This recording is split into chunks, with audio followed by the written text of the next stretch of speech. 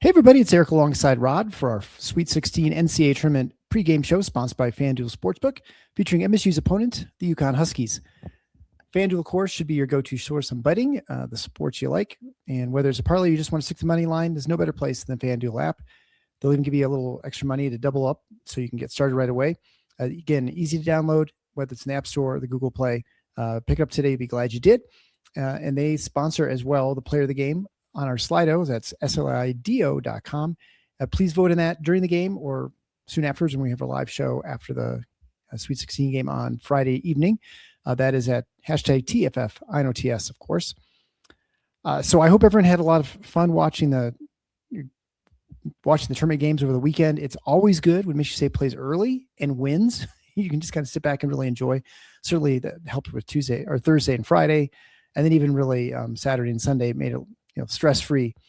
And if you're a fan of the Big Ten, generally you had a really good weekend. I mean, the Big Ten did really well. Michigan advanced, of course, yeah, but so did Illinois, Purdue, Nebraska, and even Iowa, who was the first team to knock out a number 1 seed when they beat Florida on the last second. Right now it's setting up as a possibility still with 16 teams remaining that there could be an all Big Ten final. And in the South region where Iowa beat Florida, they're now set up to play Nebraska for an Elite Eight, so guarantees one Big Ten team in the Elite Eight. And then on the other game is Illinois and Houston. So it's potential. It's going to be like a couple of Big Ten games in a row in order to get to the Final Four. I mean, Houston could take down Illinois. Who knows? Well, I think unpredictable. I think, put Illinois aside for a second, although, certainly chances, even Sweet 16 games at Illinois are not to be taken for granted because they haven't had that many of them. Right. But the idea that one of Nebraska or Iowa is going to be playing in an Elite Eight game is wild. Yeah. Wild. And we would have, I think in the preseason, we were both relatively optimistic about Iowa, but not to that level. I certainly wasn't thinking Elite Eight. And Nebraska, even getting a tournament bid, would have seemed optimistic to most people. So that truly, we can talk about what the NCAA tournament looks like this year with the number of blowouts. And we started to have this conversation in the post game. Right. Mm-hmm. And it's true. It's been a very chalky tournament for the second year in a row. Really chalky. To the point that the biggest Cinderella at this stage is Texas. So that tells you everything you need to know. It's all major conference schools that are left in this thing. So all of that, but is true. But the idea that we've got a Sweet 16 game between Nebraska and Iowa is really, really something. And that's for a high major story, that's about as good as it gets. Yeah. You're talking about Iowa that has some history, but the best of it is now a long time ago, and it's limited even then. And Nebraska, who has no history. Let's keep in mind before last week, never won a tournament game in school history. And it's not like they've been there a ton. I think they've been there, I don't know, 8 times, 9 times. Something like that. Something like that. Right. Mm-hmm. So, but no wins. And they're looking at possibly playing and being favored. I got to believe they're the favorite. They are favored. Yeah. Favorite to be playing with a chance to go to a Final Four. That is a remarkable story. So I've posted about this on the Spartan Mag board. I do find the tournament this year as a whole, not Michigan State's experience, which is the most important part, but the tournament as a whole has been a little dull through the first 2 rounds. I don't think there's any denying of that. We've had a few great moments, but honestly, that Nebraska-Iowa story, I think yesterday in general really kind of salvaged the first weekend because there were some really competitive games and some pretty significant upsets. When you go out and you take out the defending national champion who was a 1 seed Yeah. That's a big deal. I mean, I posted this on the mag board too, and you're more of an Iowa fan than I am, so I ask you. That's not saying much. Biggest Iowa win since 1980 when they went to the Final Four. I think it has to be. I would imagine. My wife and I were trying. We couldn't even remember the game in '99, but that must have been Steve Alford's first year at Iowa, because I think the next year we went to. It had to be Tom Davis, I think, right? Really? Let's see. Well, I don't think so, because I think that was his first season. I think the 98-99 season was Alford's first year, because I feel like he came in the same year as Ferentz, and Ferentz's first year was 99. I'm looking it up. So yeah, you can look it up. We'll know. Because I can't imagine Davis going to be the final. Because I feel like he kind of got run out of town. No, 99 2000 was his first year at Iowa. So that means so it was the last year Tom Davis. Yeah, so last year Tom. Well, we'll see where he went. He just retired, I think. Yeah, no. I know that. No, he. I thought he took a smaller job after that, but he didn't get fired. He didn't get fired. Yeah, it was one of those mutual separations, I feel like. Kind of the way that. How do you not know? Oh, I'm sorry. No, that was his son. He went to Drake.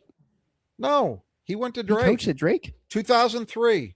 4 years. Because Keno Davis, I thought it was Keno Davis' son. His son took over. His son took over, but he coached from 2003 to 2007. Yeah, well. Yeah. I was in my residency, so I was not paying close attention to much of anything, to be honest, that time. Yeah, they did. Life. It was his last season. They advanced to the Sweet 16 for the first time since 1988. So regardless, I mean, it's still a big game. It has to be the big precise, not just because they got to a Sweet 16. Obviously, we've got two other examples since then. Yeah, only two for fans of a program that's watched Tom Izzo do it now 17 times. But in terms of the impact, I mean, I think it's two things really.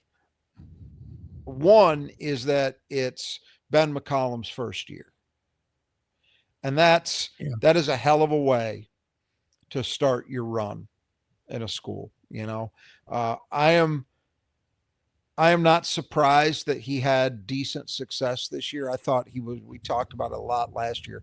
I thought it was absolutely the hire Iowa needed to make. I think it was, I just didn't know that I believed that they would actually do it, that they would actually fire Fran. But it was exactly the right move. And, you know, they've had their ups and downs. We've talked about a fair amount. I still think that they're not put together. The roster wasn't put together in a way that comports with really competing at the highest level in the Big Ten. But it's year one. I mean, I'll judge him as they go forward on that front. But it's remarkable to have this happen in his first year. And it certainly gives credibility to those who looked at his track record and said, all this guy's done is win. Why is it going to be I mean, I'm not ready to say he's going to win 4 or 5 national championships at Iowa. I don't think that's happening. But to make them a consistently competitive team in the league and to occasionally have years like this or better, yeah, absolutely. I think he's capable of that. But the second reason is who they beat. They beat the defending national champions. They beat a 1 seed, and they did. Frankly, that team in particular, no way in hell did I think they had any chance against Florida. And why is that the case? Because Florida's front court is the strength of their team, and they had such an advantage in terms of size and physicality that I just couldn't imagine that Iowa could find a way to compete. When Iowa played teams at the higher end like that in those areas in the Big Ten, they generally got smoked. Yeah. I mean, I guess they didn't get smoked by Michigan, but they got beat. Michigan State smoked them. Yeah, that was early in the season. I don't remember how they did against Illinois. Not well. Yeah. No. So, I mean, it really was, in that sense, it was out of left field. Like I just had a really hard time imagining that they could even really compete, never mind win it. And so the fact that they did it, I will say this, for all the people, and I understand he won a national championship, but for all the people who declare Todd Golden to be a coaching wunderkind, I really don't understand what their pressure was about. And it showed up on the last possession, but it showed up many, many, many, many, many times before that. In fact, if anything, I think Iowa wasn't aggressive enough because I thought there were a lot of possessions where they broke it really easily and had advantage and could have, if they'd pushed the ball to the rim, scored, punished it even more dramatically than they did. But definitely on that last possession, what the hell was that? Terrible job ball denial. I mean, it was a great pass. It was a great inbound pass to Sturts. I guess. It was a great inbound pass. Yeah, but there are three people trailing him. It doesn't make any sense. What's that? There were like two guys. Like there were guys running after him. It doesn't make any sense. But if you look at where the inbound came from and how he hit him in stride, that was a good play. I'm not saying Florida made it as tough on him as possible, but that was the key to making it work because Sturts had all the momentum that he needed going forward. It was great. It reminded me a little bit of Xavier Tillman's pass to Cassius Winston. Yes, absolutely. Seal the Duke game. It was very similar. But then, with that pressure, the way they were set up, they were going to get an uncontested look. It was just a matter of whether the kid hit it or not. Yeah. I assume you watched the whole game, right? So for those interested, I was traveling, which is why I'm recording outside my studio. So I was traveling by myself, and I was stuck in rental car hell at the last 3 minutes of the game. So I couldn't actually watch the end of it. So I missed it. Maybe rental cars are not your thing, because I remember being stuck in rental car hell with you. Yes, that is so true. Although that was many hours. This was just I'm at a small airport. There's like nobody there. I got my car, and I guess we ended up getting a really nice car out of the deal. We got a great car out of the deal, but I still would have. It wasn't worth the wait. Yeah. But nice, so I missed the end. But so you didn't. Did you see the but did you see the fight or near fight? And the coaches I did see that coming to blows. You did? Yes, I did see that. Yeah. Well, and I love McCullum saying that he just thinks people are too sensitive. That was the best line. It was so funny. Yeah. I mean, look, I've been on record for a long time. I'm not the biggest supporter of the Iowa fan base, but that was an easy one to root for them. Oh yeah, of course. Yeah. Because Todd Golden, let's be honest, a piece of shit. Good coach, but although maybe not as good as people thought, judging by the way he played that one. Terrible. That was not hard to root for. So I was really glad to see it. And now we've got this, David versus David matchup in the Sweet 16, and that's going to be incredible. The Big Ten, 13-3. Right now. Yeah. And by a long shot, the most teams in the Sweet 16, 6. Now, some of that's a function of how much the conference has expanded. But of course, five of the 6 are old school Big Ten teams. Right. Only Nebraska is an outlier. So I've felt all along that there was at a certain point in the year, the narrative seemed to turn in favor of people thinking the Big 12 was actually the best league. I never thought, I always thought the Big 10 was a little better at the top, especially. And I think the tournament, and you could say single elimination tournaments, what do they prove? But I'm sympathetic to that argument, except that, like it or not, this is the way we evaluate these things. And so by those criteria, the Big Ten is having by far the best year of any conference, and it's been a remarkable performance thus far. Other than give or take the Nebraska and Iowa games, but the other 4, Purdue, Michigan State, Illinois, and Michigan, kind of cruised. They weren't really threatened. in their first Right. weekend. So a lot of dominant performances, some dramatic wins, and here we are heading into weekend 2, and you got a third of the league still alive and poised to do a lot more damage before this is all done. Of course, the big question: will one of those teams go 6-0? No one has done that since 2000 when Michigan State did it. Yeah. When Tom Izzo had no gray hairs. He was like a baby in those pictures. I'll tell you what. Right now, you got. I mean, nothing's a done deal, but if anytime you got 6 of 16 spots, and you know that one of the spots in the last 8 is definitely going to be a Big Ten team. It seems to be stacking up to give the Big Ten its best chance in a long, long time. Yeah. I don't think there can be any doubt about that, because you can argue that those 4 teams, Michigan, Michigan State, Purdue, and Illinois, you can make an argument that they all looked somewhere near their best over the first weekend. I agree. And so that's a good sign. I'm not saying definitively, but somewhere near it, to the point where you could be very optimistic if you're a fan of any of those teams. Now, I happen to think there's trouble coming. I don't see Illinois beating Houston in Houston. I don't think that's happening. We'll see about the others. Michigan State, obviously, as we're going to talk about here, has got a gargantuan challenge in front of them, but one I think they're capable of beating. Purdue's got Texas, right? So they got the gift. Yeah, right. I've been pessimistic on Purdue for a while now, but man, that's a cakewalk to the Elite 8. Then they got to deal with Arizona most likely, but yeah, that's a good situation. And Michigan, Alabama, who the hell knows? I mean, Michigan's clearly the better team, but the way Alabama plays, if they have one of those nights, shooting the ball, they certainly did against Texas Tech. They did, and Michigan's not going to be able to prevent them from getting those shots. They're going to get their threes up.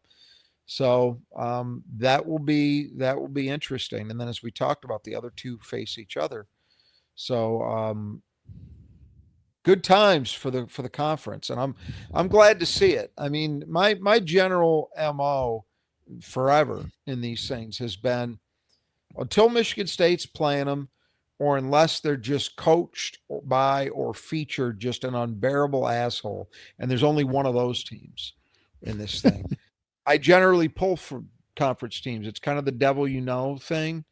Yeah, for sure. And I could find things to be, supportive of with all of them, because you just, these guys are figures that if you follow the sport closely, the coaches especially, but the players to some degree too, they just got the people you're very familiar with.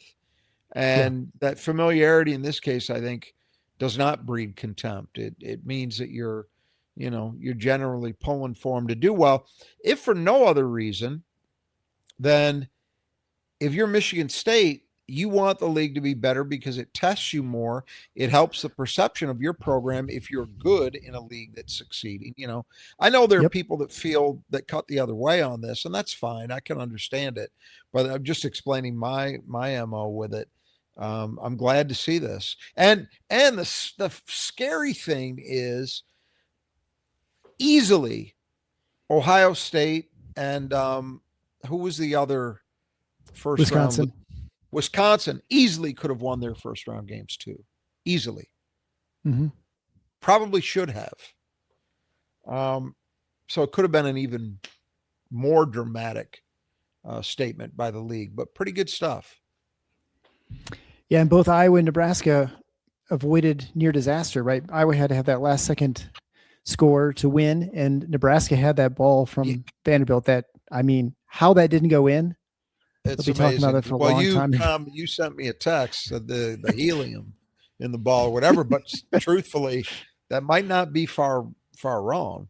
Yeah. I mean, it Yeah, was a 50-foot shot. So, right. Yeah. that Nebraska Vandy game was really something else. I mean, there have been a handful of dramatic, Kentucky Santa Clara was obviously a big deal. High Point, Wisconsin, the Iowa Florida game.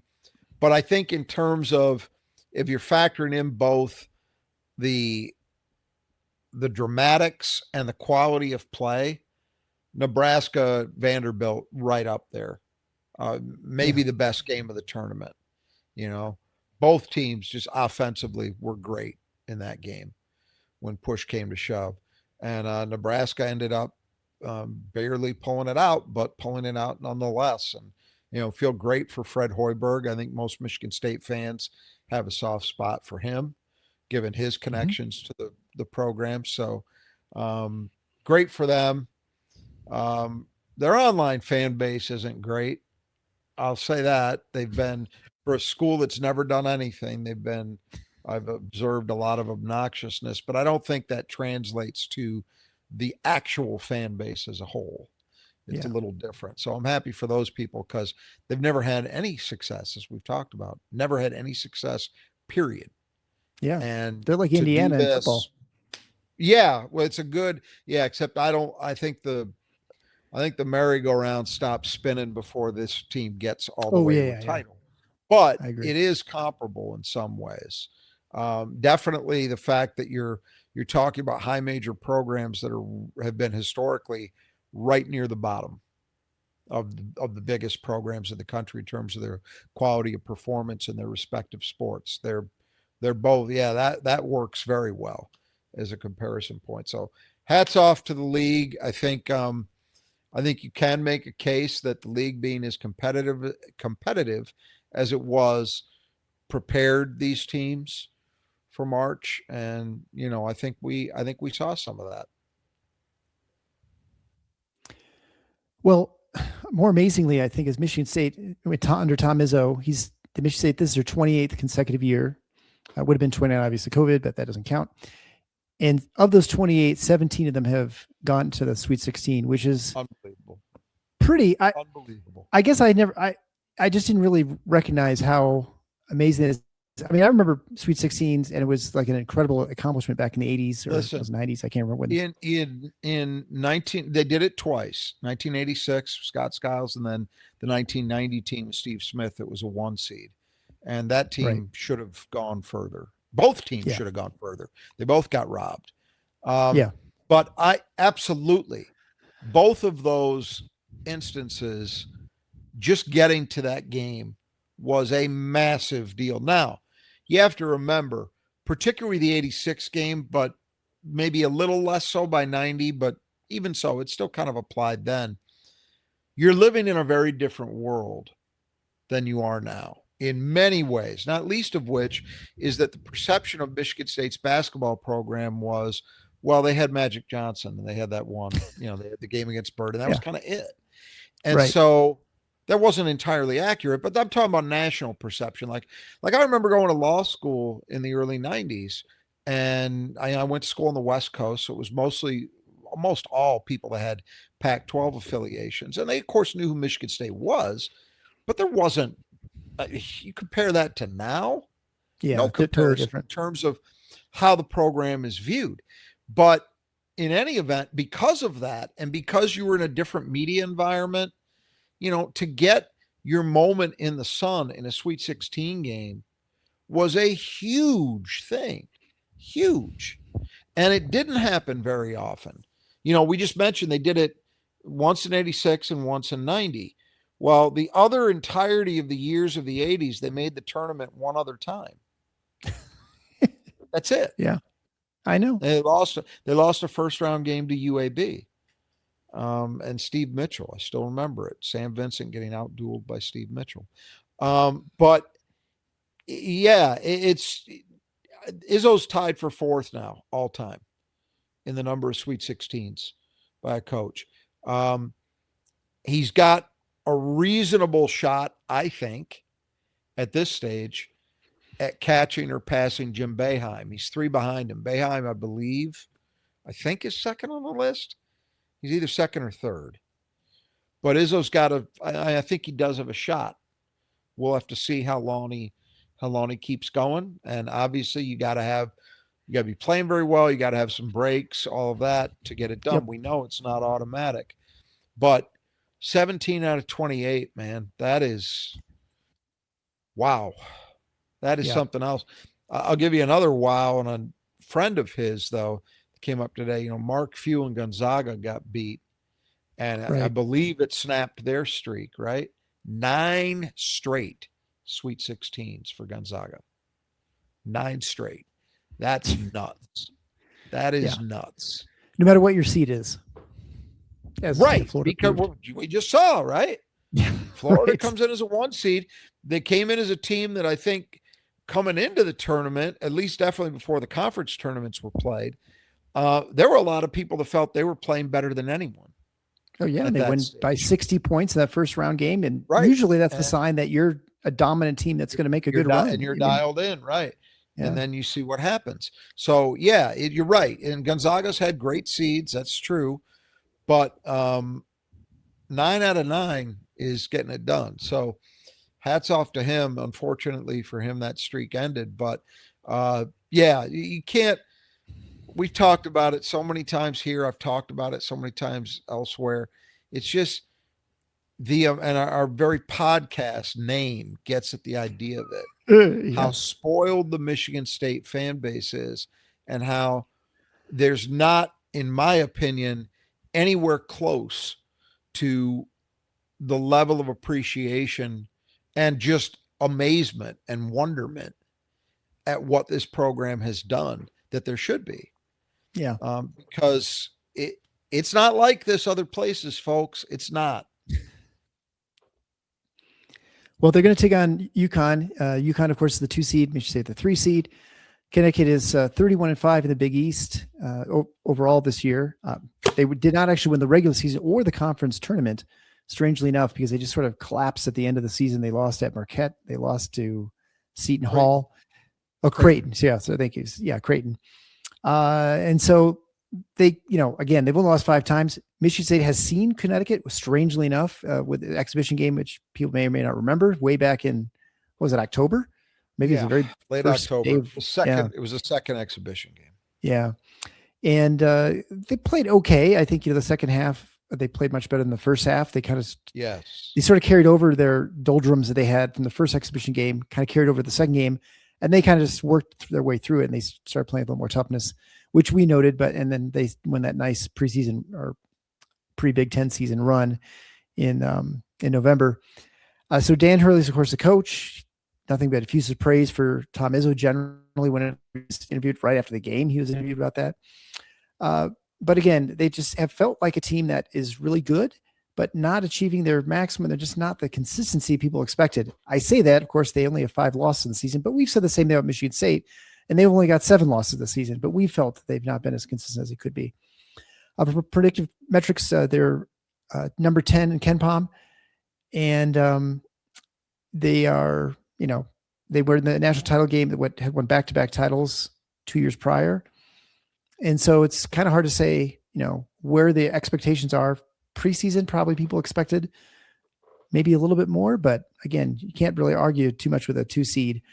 And they were pretty much a number 1 seed for quite a while. Well, they had a shot going into the conference tournaments. It was the generally accepted state of play was it was going to be them or Florida, and it felt like if UConn won the Big East, they might have gotten it. It's been a weird year. Let's start with Dan Hurley. We found out a couple things in the last day or so about he and Tom Izzo. One is that he and Izzo, Mick Cronin, and I believe there are some others who maybe weren't identified, are part of a group text that I think it's called Old School Coaches, something like that. And I guess it really shouldn't be surprising. You look at their demeanors, but this is what was interesting. We knew based on the fact that the 2 teams scrimmaged in October that Hurley and Izzo had grown closer. But I think more came out today, actually, as we're recording this on Monday, in Izzo's press conference, he talked about the fact that he and Hurley spoke quite a lot when Hurley had the job offer a couple of years ago to coach the Lakers. And of course, the reason he would be seeking Izzo out is that Izzo's gone through that dance a few times. Mm-hmm. So probably not many people that are better resources than he would be for what you should be thinking about and what that process looks like. So that was interesting. Dan Hurley multiple times this year has been effusive in his praise, Tom Izzo, most recently in the post-game interview immediately after their win over UCLA last night.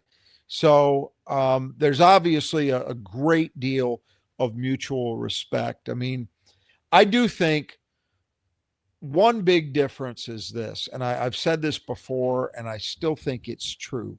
I do think that Dan Hurley's anger can put him in spots. He had an incident late this season where he made physical contact with a referee. Right. He didn't punch him or anything, but you can't do that. Yeah. And there have been some other instances when Michigan State played him in the Bahamas in the Battle for Atlantis several years ago. He lost his mind late in a close game. And I think it hurt his team. Yeah, because he was so focused on going at the officials that I don't think he coached his team the way he should have at the end of a close game. Michigan State won. But be that as it may, there are many, many, many more similarities and differences between these two guys. And so I think that's great. It's great for me personally. I have family that are massive UConn fans. So it's better to be in a situation where there's obvious mutual public respect between the two programs. And, stylistically, they're not exactly the same, but I think they value similar things. UConn is very physical. They play hard, generally speaking. They're going to come at you. He values rebounding. He values defense. There's no gimmicks to what they do. So you can understand it. So we start with that, and then we look at their season. I mean, I felt when Michigan State played that exhibition, UConn had the potential to win the national championship. Now, it's a funny thing. They were a 2 seed. They're still alive in the NCAA tournament as we go into the second weekend. So you look at that, you say, well, kind of on track, right? But it has felt a little bit disappointing in Storrs this year. I think they haven't quite met what public expectations or likely internal expectations. And, one of the ways that's manifested, not that this is the be all and end all, but it should be noted, the predictive metrics, I'll use KenPom as the most obvious example, they kind of get at that. UConn is only 10th nationally, which if you matched that alone and not resume or other factors into the seeding, they should have been a 3rd seed, not a 2. They're one spot behind Michigan State. KenPom actually predicts Michigan State to win the game by a point. Vegas, the consensus seems to be UConn by 1.5. I do see some lines at 1, and Hard Rock actually has Michigan State as the favorite by a point. So that's a little strange, but I think the predictive metrics do maybe show some of the reason why it just kind of feels like it hasn't quite measured up yet. But here they are, still standing. And this is the thing I would say. We're going to go through, obviously, all the strengths and weaknesses. And I think the issues they have are primarily, not entirely, but primarily on the offensive end, which is strange because Dan Hurley is a really good offensive coach. They run great stuff. They get great shot quality generally. I mean, they do a lot of good things, but their offense just has been a little bit underwhelming compared to what people thought it was going to be. And, but that said, and I'm probably going to repeat this line a time or two as we go through the rest of this, they had those expectations for a reason. Right. It didn't come out of nowhere. And so the fear you have when you play a team like this is Friday night going to be the time it all comes together? Yeah, exactly. Even if only for one night. I've said similar things about Purdue, over the last couple weeks, that, yeah, it's been an underwhelming season. They haven't been what people thought they were going to be, but they had those expectations for a reason, and it only takes one night. In Purdue's case, they've played very well on 2 days so far, and we'll see if that continues. But yeah, it's that's kind of the lay of the land, I think, with UConn. Really good season again, just maybe not quite what they thought it was going to be. So let's begin to talk about UConn when it comes to offense. They're ranked 30th overall. Their strengths are 2-point shooting. They're ranked 25th, and I think Michigan should say it's 95th or 4th or something like that. Offensive rebounding, they're 23rd, which is really good. Of course, Michigan State's, I think, 7th or 6th or something like that. And then from 3-point shooting, that's where they've been having more of the struggles. They're 34.7% of the season, which puts them 125th. Michigan State, by comparison's 36.3%, I think. And now Michigan State's now 40th from deep nationally because of the last 2 games. 38th, actually, inside the top 40. They also, the problem with Connecticut is they turn the ball over quite a bit too. I mean, that is obviously a problem for Michigan State, but Connecticut ranks 201st. Michigan State's 222, which is basically the same. Probably as a percent of possessions that end up in a turnover. And they don't get to the foul line very often. They're 305th getting to the foul line, which is pretty bad. And they're not a very good free throw shooting team when they get there. They're 72% for the season. And they don't shoot a whole lot of threes, which is good because they don't shoot the threes great. Which that mitigates a problem with the poor 3-point shooting. But that kind of points to your point. They're not getting the line much. They're relying on their twos. And I mean, in the tournament games, when I've watched them, that seems to kind of, track with what they've been in the tournament. There's a lot to talk about here, but the offensive foul shot rate being number 305 nationally is mind blowing to me. Because I figured Terrace Reed alone would put you in a good spot, right. But he doesn't get to the line as much as you'd think. Their guards really don't play downhill the way you would think. So it's an interesting team. Generally speaking, if you shoot twos well and your offense isn't distorted, and theirs isn't, so they don't tilt crazy on the threes at all. Right. That and really good offensive rebounding, that's going to put you in a good spot. And they are. I mean, 30th in the country on offense is not a disaster area, but expectations were for this to be an offensive juggernaut, and it has not been that. And primarily that's down to the things that you mentioned. The turnover problems are huge, and it comes from their guards other than their point guard. So they have some issues there. The 3-point shooting it hasn't been a disaster, but I thought this team might be the best deep shooting team in the country coming into the year. I'm pretty sure I talked about that before the exhibition game, and they have been nowhere close. Basically, Karaban is the only guy of their major shooters that has met or surpassed expectations as a shooter. In fact, he's a little better than he was last year from 3. So those are all issues, and it's what's kept a team that does 2 things really, really well, maybe a little bit worse than they should be overall, or than you'd think they could be. So that's been the inconsistency that UConn has. A lot of it is just down to the offensive end. Well, on the other end of the court, in defense, they've been very good, very consistent. They're ranked 11th nationally. They're 28th against the threes, 12th against twos. They have a number 9 block rate, so fantastic amount of blocks, which give a lot of rim protection. They do a good job also of taking away threes, so people tend to shoot a little more twos and threes. Defensive rebounding is not as good as you'd expect for a team that's ranks 27th on offensive rebounding. They're 74th, and they also tend to foul a lot. So not only do they not draw a lot of fouls, they tend to foul a lot and create a lot of free throw opportunities for their opponents. That's the big problem. Number 308 in defensive foul shot rate. That just, it's weird because normally you look at that and say, well, that's a team that can't defend because right. they're fouling people because they have no other choice, right? But UConn can defend. You look at the success in limiting opponent shot success, it's great. But they just, that line between physicality and fouling is one that just gets crossed too often. The defensive rebounding isn't an abject disaster, but it's not as strong as it should be. And I think primarily it comes down to, as it often does with teams that block a lot of shots.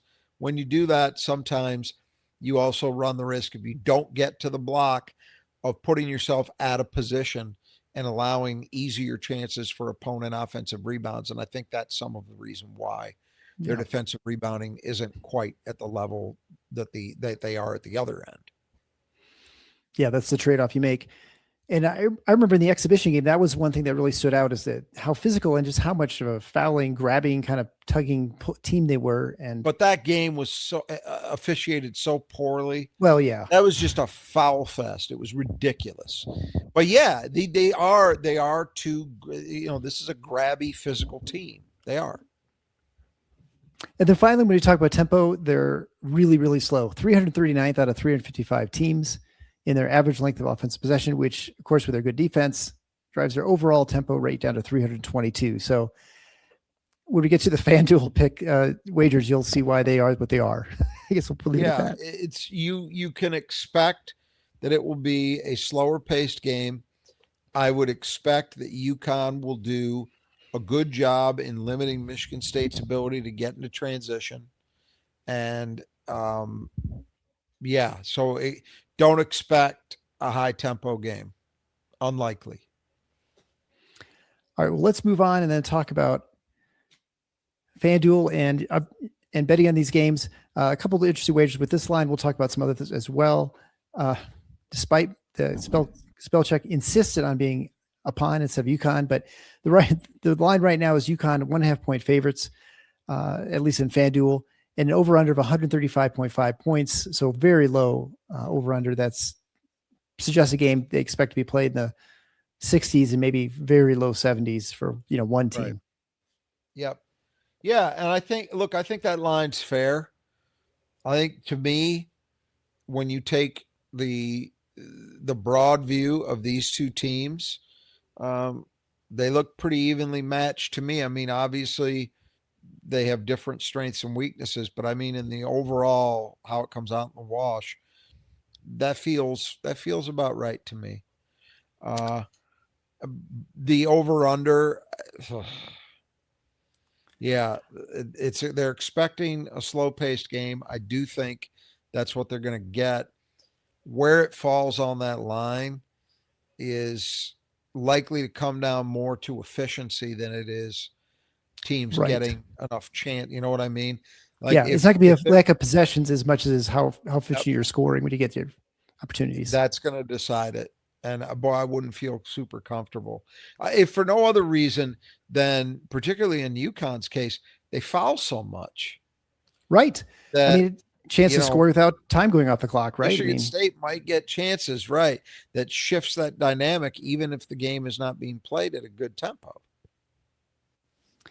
Yeah, it'll be interesting to see. And the 1.5 points. I mean, I guess the question really is pretty much a pick 'em, right? Like if you think Michigan State's going to win this game, then you're going to take the points. Or you're going to take give up the points. I don't know. I mean, I feel like the way watching Connecticut and then watching Michigan State again, I did not watch a lot of the Connecticut game, although I watched a decent amount of the UCLA game. They did not seem I just felt like Michigan State's been playing crisper basketball, but that doesn't really mean anything from one weekend to the next. It can certainly switch and you can feel differently about yourself and you just kind of get rolling from one weekend and then the next weekend, whole new, ball wax. So Michigan State has its issues too. Well, we saw that against Louisville, 15 turnovers, right? But generally speaking, I think you're right. UConn does look kind of disjointed at times offensively. But the concern, as I said before, is that the potential to have a great night is in there. So that's the worry is, oh boy, is this the night that, Solo Ball just all of a sudden is shooting like it was last year? And Braylon Mullins is shooting like the guy who was considered the best shooter in his class instead of a mediocre shooter that he's been as a freshman. It's Terrace Reed avoids any foul trouble. Their point guard is fully healthy and 100%. Damari, there's a lot of possibilities with this team, and it's not like you're looking at that a fluke needs to happen. That kind of play is within these guys. It's just a matter of, does it come together? Right. And so then if we look at other lines that I think are kind of interesting, when you look at now from, at least in FanDuel, so if you're looking at the teams most likely to make it to the finals, so there's not actually a team to win it all, but there's just to make it to the finals. So Texas has the highest odds, so that's the most likely to not make it. But the next is Alabama is the second worst, which is a little surprising to me that they have. Is Michigan the favorite in that? Michigan is the number. They are the favorite. They're at plus 155. Duke's plus 170. So that must be the answer, because Iowa is like it's 2,700. But it's yeah, two things. It's that they're facing Michigan, and it's that Holloway is out because he's decided to become a pot dealer. And I think my assumption would be that the thought that Alabama, that's eventually going to bite Alabama, is reflected in that. It has to be. Sure. Yeah, Michigan State is still a plus 1,100 to make it the finals. And by comparison, UConn's a plus 900. Duke is plus 170. So they're the second best favorite to get there, which, again, I don't know that No, it shouldn't be. Not the way Duke is now. Arizona should be no worse than number 2. I think so too, but they're plus 200. So they've actually not, but maybe because they're factoring the fact they have to play Purdue, and Purdue's seen as a little bit stronger 2 seed, I guess. I don't know. I'm not quite sure. I don't think Purdue over the course of the season has demonstrated to be better really than any of the 3 teams that are left in Duke's region. I feel like the best 2 seed right now is Iowa State, and then maybe after that's Houston, would be my guess. But I don't know how you feel about that. Iowa State, it's really dependent upon what happens with Jefferson. Sure, they played very well thus far, but you add Jefferson to that, and then I totally agree. Yeah, Houston has the advantage of playing literally in Houston. That should not be discounted. I will be not surprised if there are more Nebraska fans than Houston fans in that arena, though. So we'll see, because they were, they took over Oklahoma City. Because Nebraska's fan base is passionate.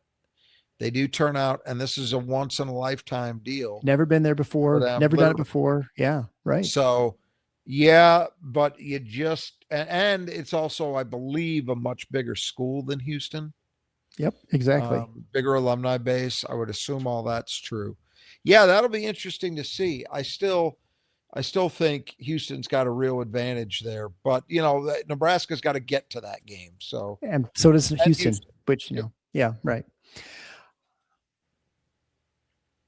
All right, one thing you don't have to worry about is the guys who can show up are the Brothers Adjusted Gutters. Those guys will come and take care, whether you live on the west side or the east side of the state, they can come out and take care of your home or your business, whether it's one run of gutters or the entire set, or you don't have gutters, or they're leaking, or they're full of leaves or junk.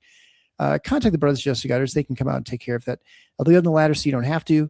The nice thing is you get 10% off simply by mentioning Final Four when you get your estimate. You can do that at our support page at the Final Four. It's on the schedule.com/support. Give Greg and Kurt a call. You'd be very glad you did. It is definitely the season. The rains are coming. Make sure you're prepared for them. And they correspond to the player that Michigan State needs to keep in the gutter, who Rod will tell us who that is in just a moment when we go through the lineup. I'll begin with Silas Damari, 6'5" junior transfer point guard from Georgia. He didn't play the last game because of an ankle injury. No, he did. Oh, I'm sorry, with Furman, but he played against UCLA. And he's been averaging almost 11 points a game, shooting 46, 42, and 81. So he's definitely one of the better shooters from three, but most of his shots are not from three. He primarily, about 70% are inside the arc. He averages almost 4 free throws attempts a game. Top assist guy was 6 a game, although about 2.5 turnovers a game, and 4.5 rebounds a game. And then also leads the team in steals. So he's that dynamic kind of guard that you've say that, one thing is that Michigan State needs to be concerned about. I think the issue here is health. Obviously he sat out the Furman game. He did play 22 minutes against UCLA.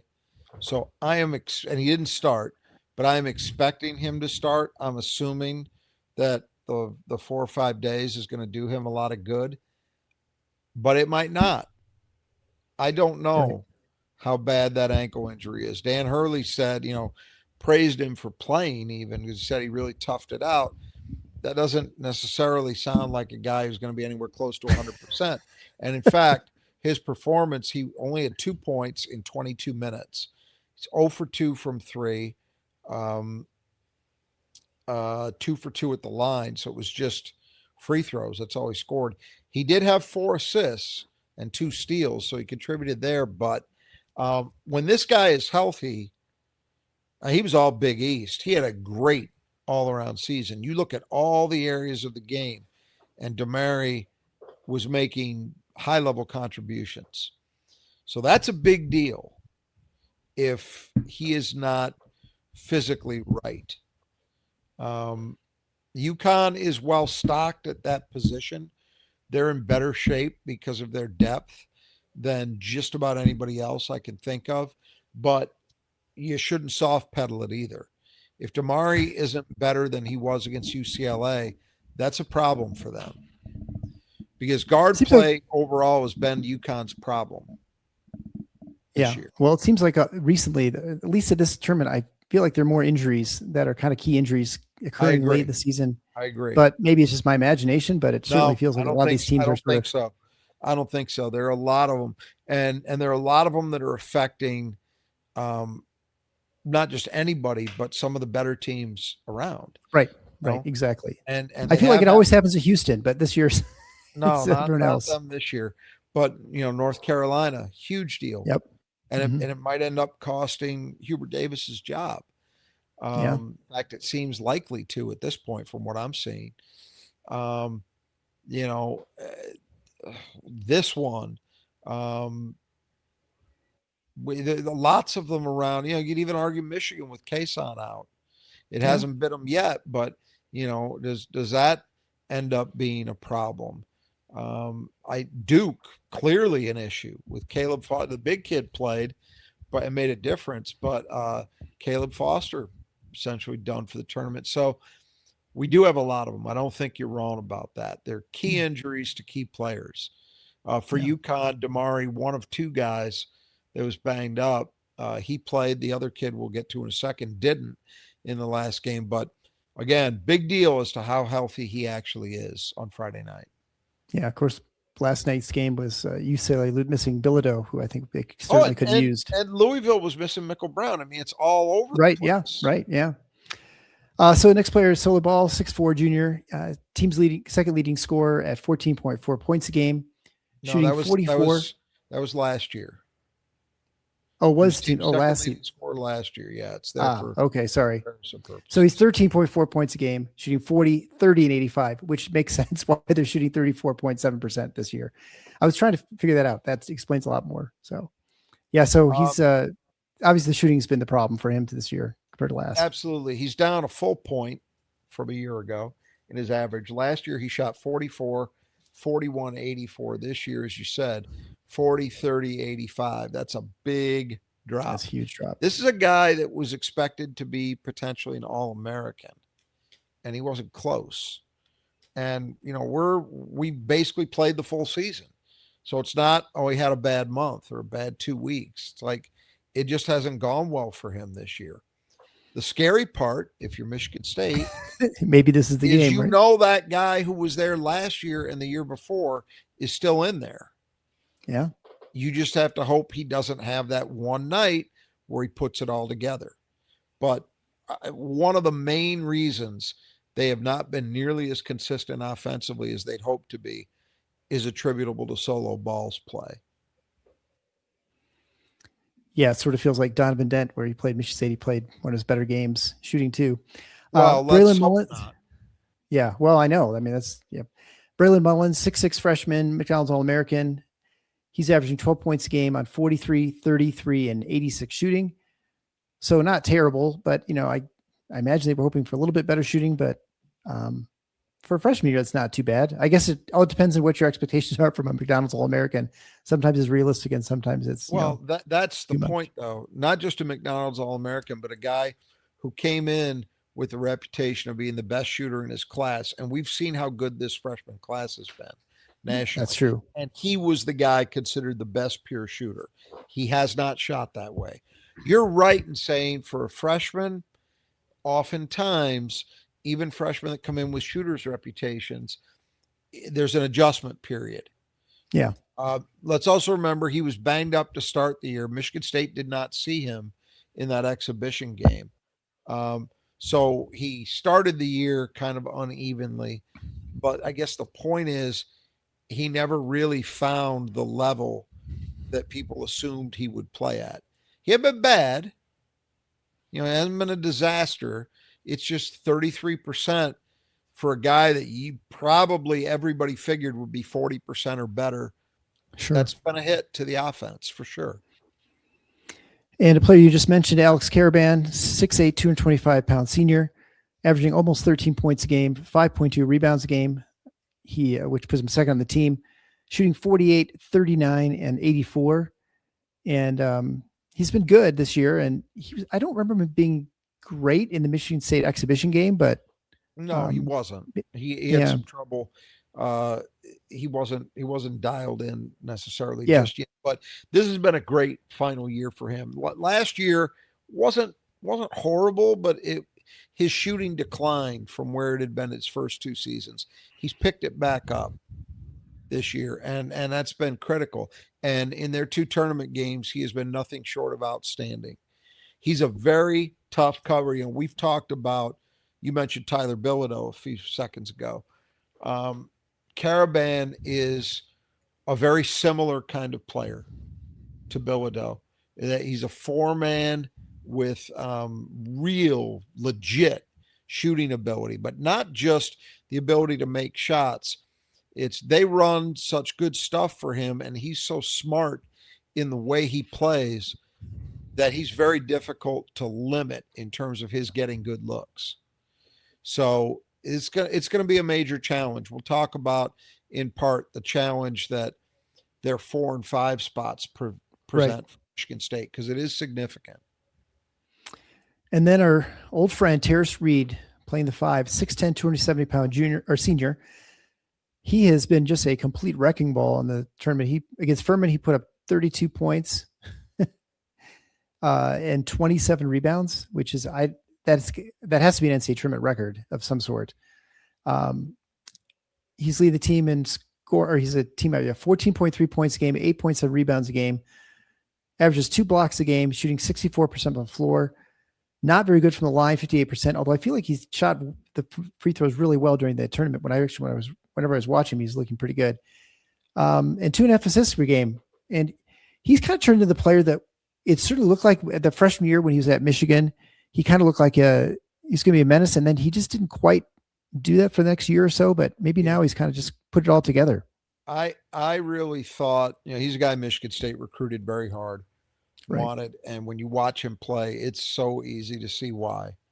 Because sometimes you see guys that they recruited and lost out on, and you think, well, that was probably for the best.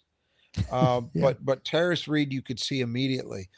One of the things he displayed very early on at Michigan was, for a guy his size, great footwork, which initially made him a factor defensively. It's why I thought that he had a chance to be a Xavier Tillman type player where he shows a ton of potential as a freshman and then just takes off as a sophomore.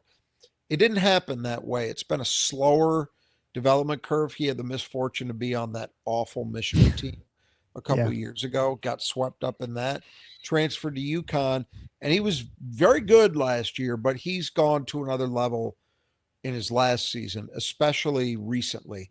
I think over the last 5 games, he's averaging 15 rebounds a game. That's getting it done.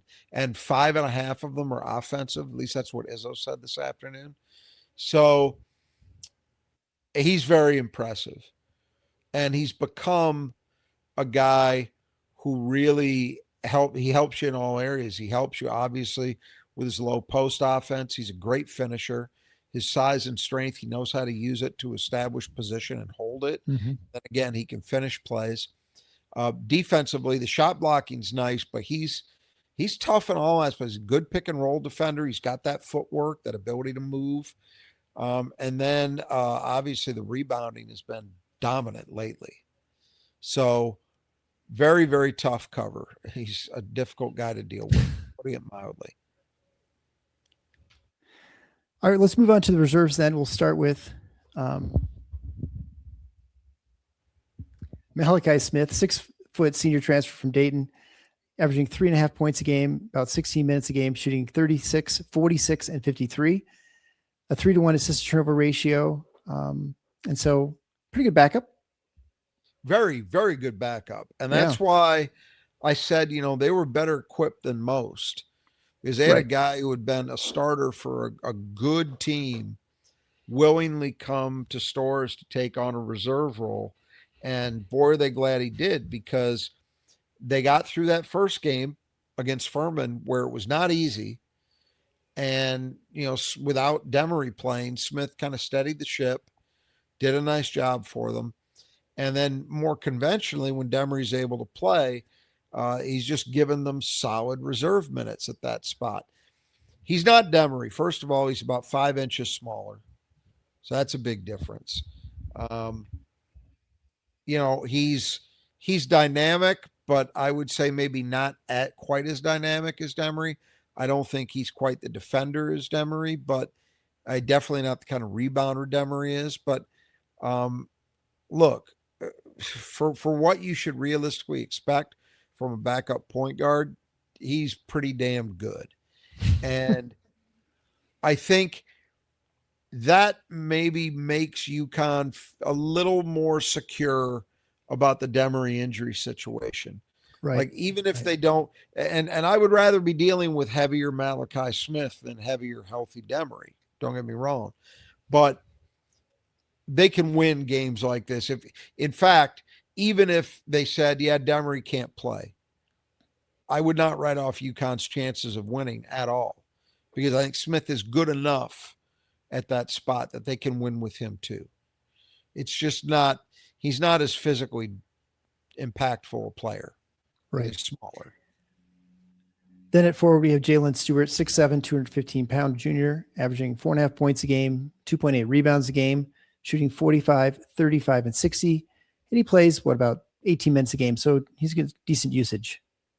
Yeah, really good player and a valuable kind of 3-4 guy, except he's been banged up. Yeah, right. He missed both their tournament games. He missed their Big East tournament games, all with knee inflammation. So it's very unclear as to if he's likely to play. I do recall hearing Dan Hurley say, leading into the UCLA game, that Demery and Stewart were both questionable, but that Demery was much more likely to play. Well, that ended up proving to be true. How will that pan out for Friday? We don't know, but if he's healthy enough to play, he can make an impact, but it's worth mentioning that he may not be able to get out there. So we'll see. Another 6'7" junior is Jaden Ross. He averaged 4.6 points a game, 2.4 rebounds a game, playing about 17 minutes, shooting 51, 36, and 70. Yeah, but I'll tell you, he's picked it up lately. Like, he played 22 minutes in the game against UCLA, scored 11 points, 1 for 1 from 2, 2 for 3 from 3, 3 for 4 at the line. He did foul out of that game, but still was very productive.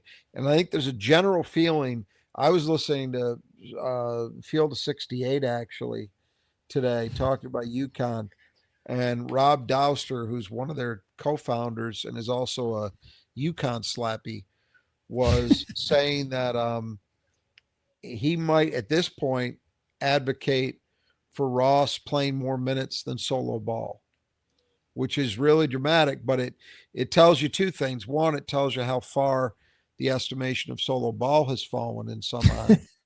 And then two, it tells you that Ross has been playing very well. So his seasonal numbers are fine, but I think the general feeling among UConn types is that he's actually playing better than that right now. And finally, we have Eric Reeby, 7-footer, 230-pound freshman, averaging 6.5 points a game, 3.7 rebounds a game. Plays about 16 minutes, shooting 66, 31, and 54. So he's quite the contrast at the 5 in place of Terrace Reed.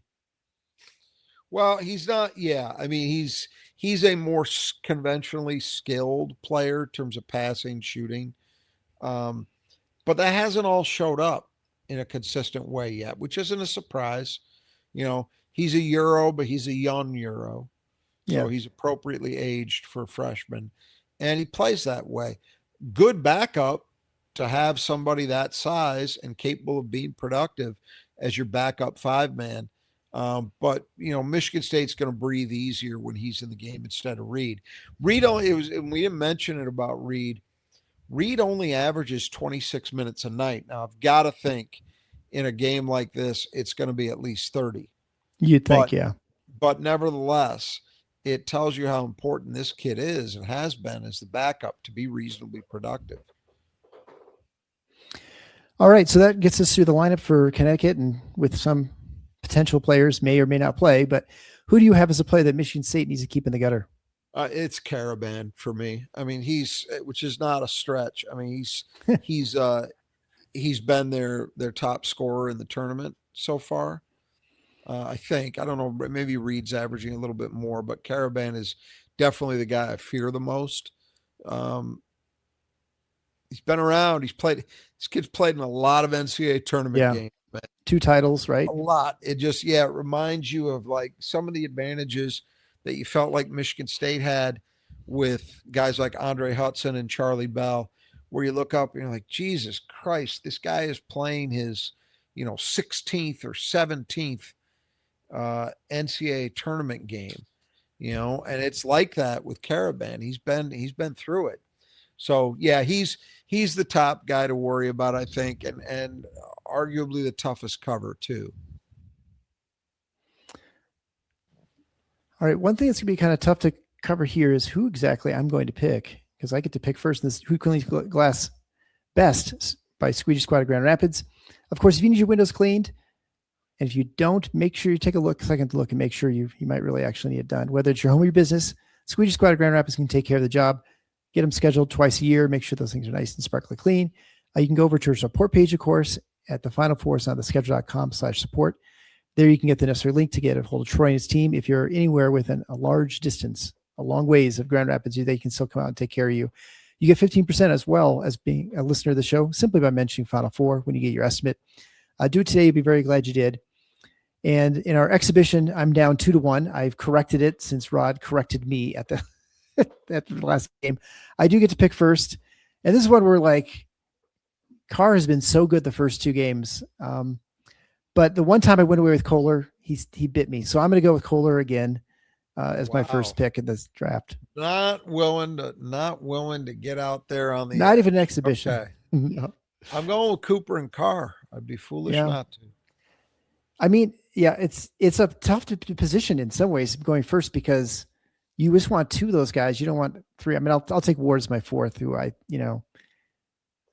think he'll get some time, but it's just he has not been quite as impactful as a rebounder in these 2 games in the tournament as I think we expected him to be. But never know. There's a lot of randomness to this sort of thing, and whether he can stay out of foul trouble too will be obviously key for whether he gets any rebounds.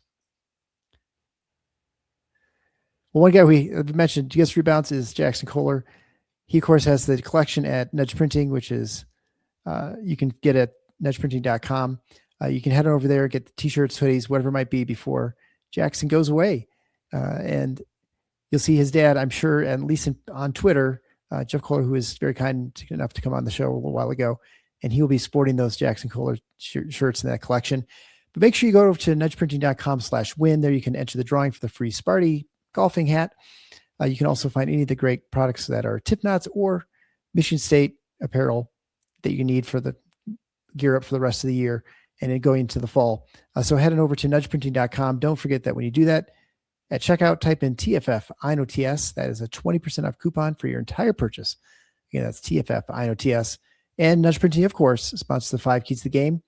The first key of the game is 4-5. I'm glad it wasn't 6-7. Let's just say that, put that out right now. Yeah, look, UConn presents a unique challenge. I don't think there's much debate about that. We've talked about it. Karaban has been on fire lately, and he's consistently been UConn's best perimeter threat. Now, in a normal situation, what would Michigan State do with Cooper. a guy like that? That's right. But here's the problem. Reed, who's also been playing exceptionally well, is not just good, he's physically huge. Yeah. And I think Jackson Kohler has made great strides defensively. But the one area where I don't think he's changed much, and I don't think he can change much because it comes down to physical tools that you either have or don't have, is he can get swallowed up in the post by truly big opponents. And Reed is that.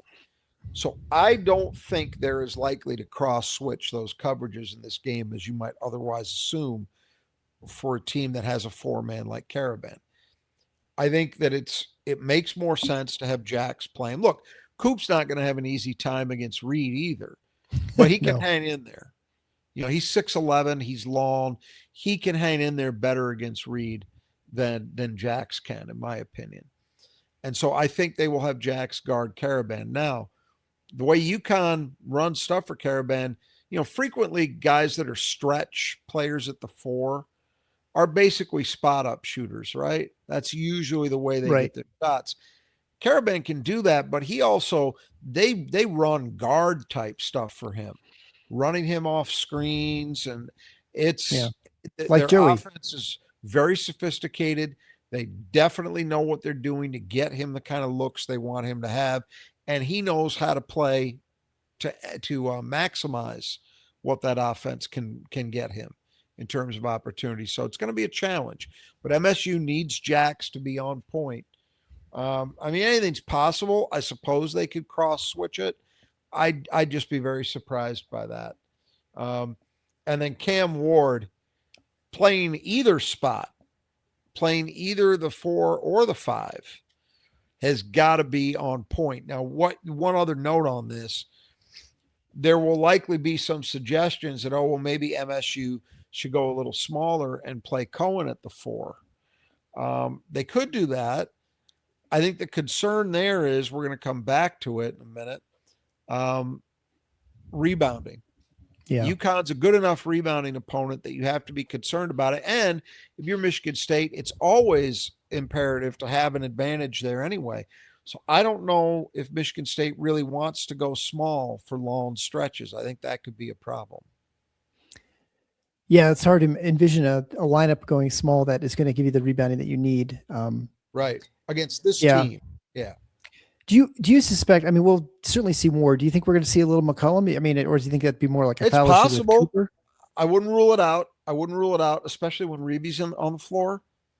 They might think, which, again, I don't think they're going to play Reed 35 minutes. So there will be stretches where that's the lineup for UConn. And MSU very well might. I don't think they're going to play Jesse long stretches, but might they steal a 3-minute segment or something? Yeah, I could see it. I don't think you want him, unless you have no choice, guarding Reed, though. I think that's where strength would really show up. Yeah, and he's very savvy. He's senior versus a redshirt freshman. So, yeah.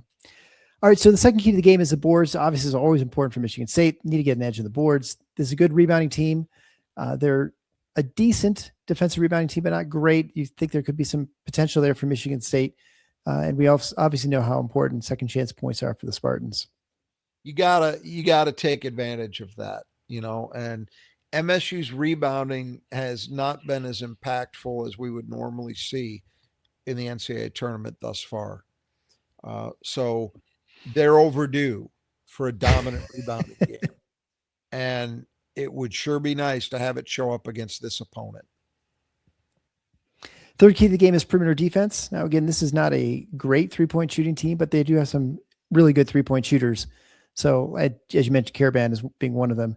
So you have to be cognizant of where they are. Look, I mean, as I said earlier, I thought there was a good chance this team would be as good as anybody shooting three coming into the season. They have not been close to that. And the main reason for that, I think, is attributable to Ball and Mullins not shooting near the levels people thought they would. The problem with that, as I've said a few times, is they had those reputations coming into the season for a reason. And so there's always the chance that this is the night, unfortunately, that one or both of them is dialed in, and then you got a problem to deal with. So the good news is they don't test you in this area the way that a lot of teams MSU has seen recently do. So they're not going to throw it up, whatever Louisville did, 35, 36, 37 times. Right. That's not going to be UConn. They're much more like Michigan State. Maybe shoot it a little bit more, not much more. But if you're MSU, you need UConn to be what they've been or worse during the season. That's your goal, is hold them to that. And if you do that, you'll feel pretty good. If they get hot or you're not guarding well and you're giving them great looks, you're going to have a problem, a very serious problem. So the fourth key of the game is offensive aggression. This is one that we've seen before from Michigan State, but definitely a team that has a reputation here as fouling a lot, opportunity to get to the line, and certainly twos are a lot easier than threes to score usually. And it's one where you hope, and maybe you get lucky and you get Karaban or you get Reed in foul trouble or something like that, and then you can change the complexion of the game as well. Reed would not really be luck, because that's, for as good a player as Reed is, that is one area he's had problems consistently throughout his career, is foul trouble. So, can Michigan State do that? Probably less likely through post-up play. I can envision it being more likely if, say, he ends up fouling Jeremy Fears on penetration to the rim, that kind of thing. Sure. But MSU's got to test UConn. They've got to be aggressive. They can't just settle for jumpers, because the numbers tell you, and your eyes tell you if you watch them, if you put this team under some pressure defensively, they're going to put you at the line. And that's what you want. You want opportunities to score easy points as often as possible. And the fifth and final key of the game is maybe a little bit of an obvious one. Turnovers, one from the standpoint that Michigan State was really good against North Dakota State. Had they taken care of the ball at Louisville, you imagine it would have been a much more comfortable victory. But also that it's a problem for Connecticut. And so if you have a huge margin one way or the other, I imagine you suspect that you're going to have, that team's going to have the inside track to win this game. It looks similar to the Louisville game in that way, and that both teams come in and have problems, except UConn's even worse than Louisville was. And the one guy in UConn's thing who doesn't really have that issue is Demery. We don't know how much or how effectively he's going to play. So it's a problem, but it's a problem both ways.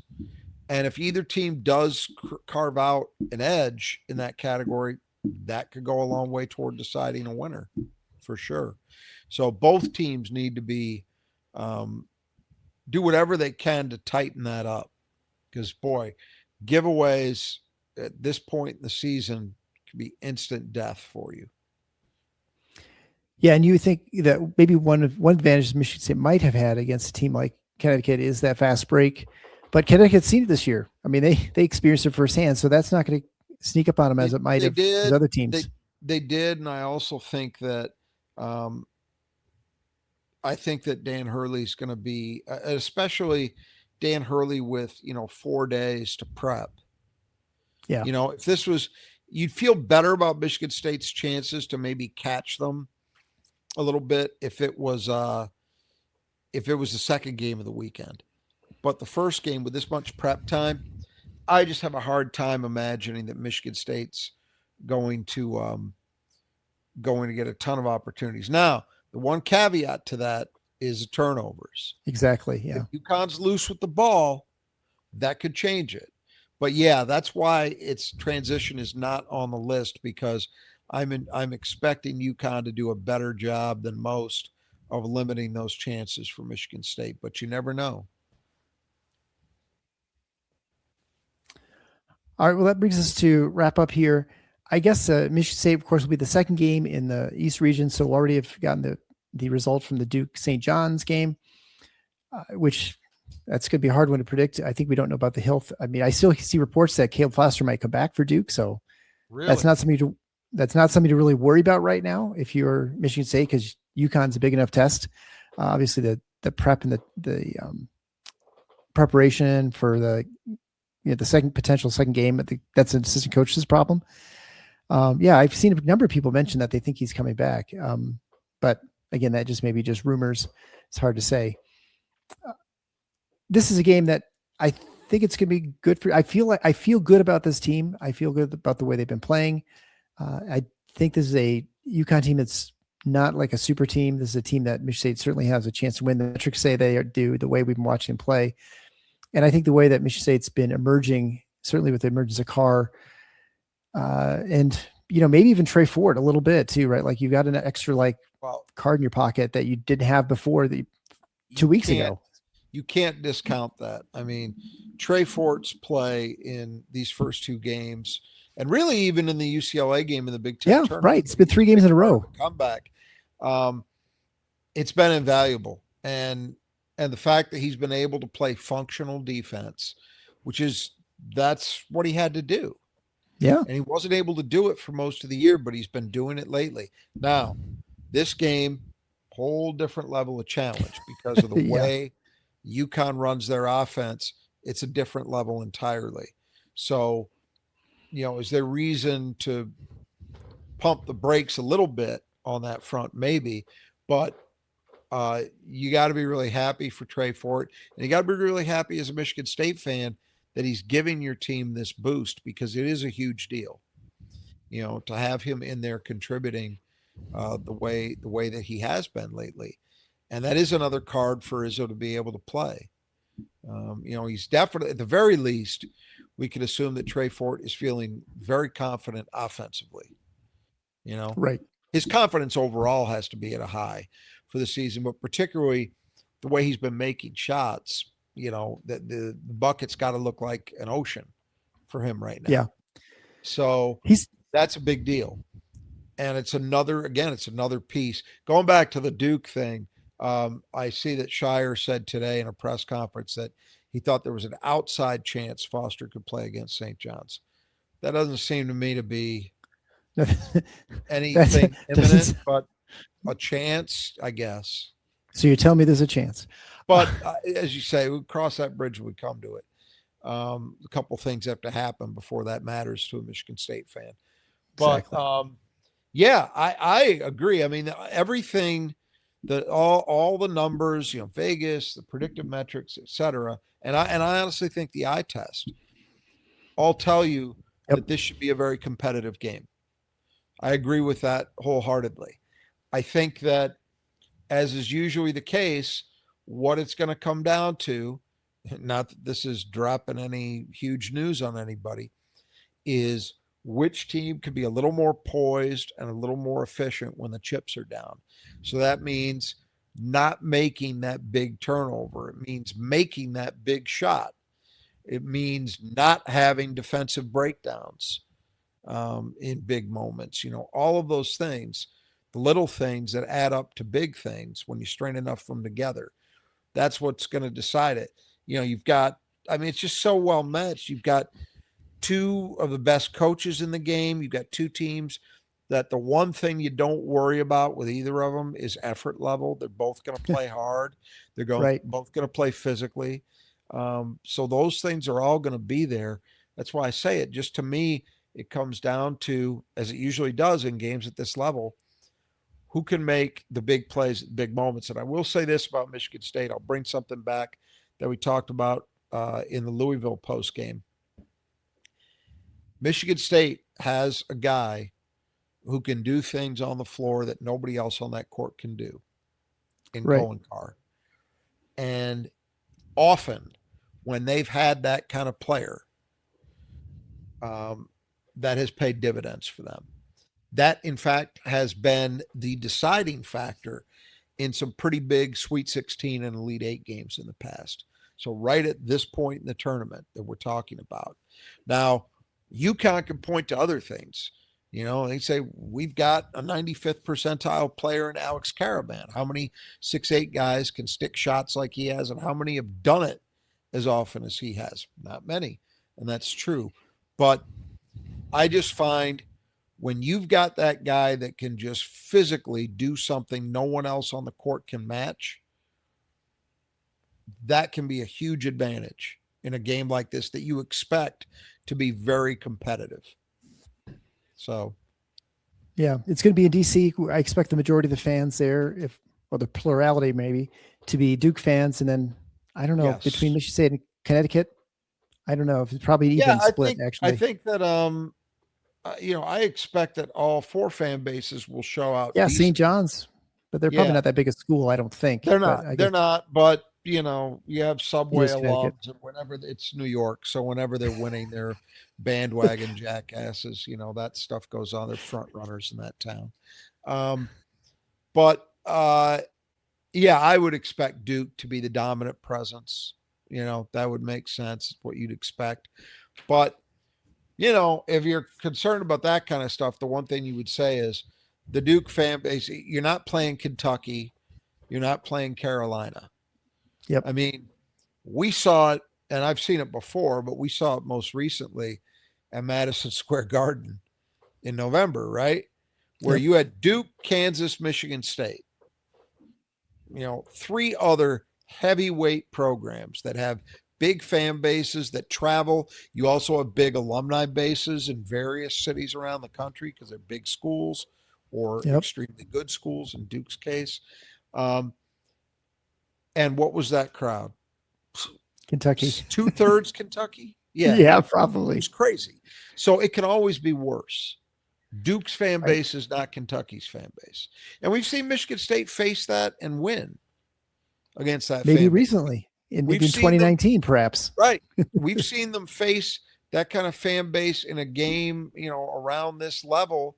And when they faced Louisville, when Louisville was a 1 seed and had just massive turnout in Indianapolis in 2009, and Michigan State dropped the hammer on them. So I don't lose sleep about any of that. It shouldn't be a big factor in this game regardless. I think that, UConn is a good fan base, but I don't expect it to be a pro UConn building necessarily.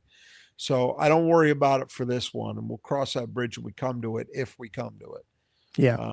Next round. Well, the tickets that went to the Final Four in Houston is UConn, San Diego State, FAU, and Miami. Not for, everyone's very disappointed in Houston, I should say, disappointed about just the fact that they're not huge fan bases that are traveling. Right.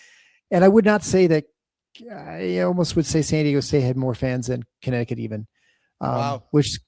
But I don't know. I mean, it was not. It's not so overwhelming.